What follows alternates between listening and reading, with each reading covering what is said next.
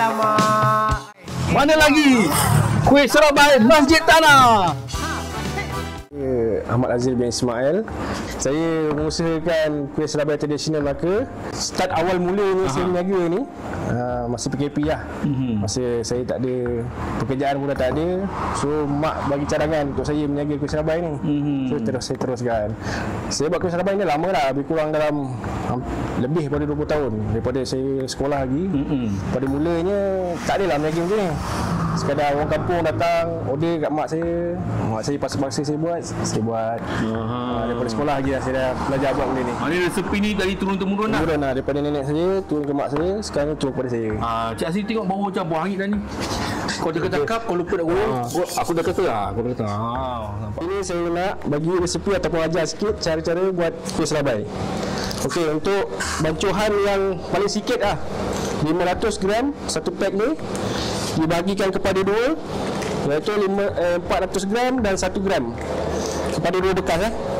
Okey, 1 gram yang selebihnya kita masukkan ke dalam kuali.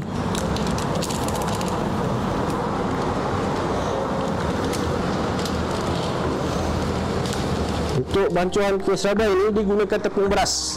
Tak kisah jenis apa, cap bunga ke, cap gajah 3 ke, cap gajah 1 ke, semuanya boleh. Ingredient dia tak banyak, cuma garam dan bikarbonat soda. Air 1300 ml.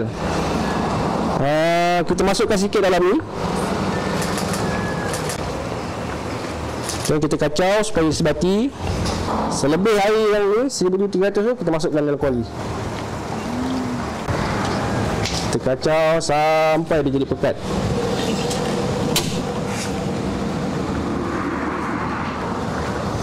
Ini nenek saya ajar, dipanggil sebagai ibu tepung. Ibu tepung ni lah akan menaikkan kuih Serabai itu jadi gebu. Lepas diperamkan selama 2 jam, inilah kejadian dia akan jadi cair semula. Yang specialnya kuih Serabai tradisional Melaka ni, di belah-belah Masjid Tanah ni, kita menggunakan kelapa parut sebagai penaik lemak dia.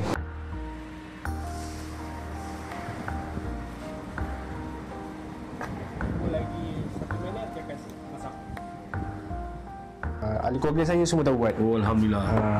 So, sesiapa. Tapi yang niaga saya seorang je. Yang buat ramai boleh. Okey, maknanya kuih ni kan orang kata hampir dilupakan kan. Kita selalu dengar orang kata kuih ni kalau orang tu meninggal, betul. Baru ada tak cerita sikit bagaimana boleh jadi orang meninggal buat kuih Serabai? Saya nak ceritakan saya bukan pakar sejarah. Tapi saya tak tahu. Memang dia asal-usul dia memang kuih Serabai ni ada dulu time kenduri arwah. Kenduri arwah biasa orang buat 3 hari, 7 hari. Harapan lah dalam kita mengusahakan kuih tradisional ni kan. Jadi pasti kita ada harapan lah macam mana Cik Azri nak mengembangkan perniagaan ni. Apa macam mana harapan? Harapan saya itulah, kalau dapat bimbingan daripada jabatan-jabatan kerajaan ni untuk saya improvekan lagi ilmu yang saya ada ni, ilmu marketing. Saya mengalu-alukan lah daripada jabatan-jabatan kerajaan ni yang boleh membantu saya untuk mengembangkan lagi perniagaan kuih Serabai ni, biar kuih Serabai ni dikenali di seluruh Malaysia ataupun di seluruh dunia.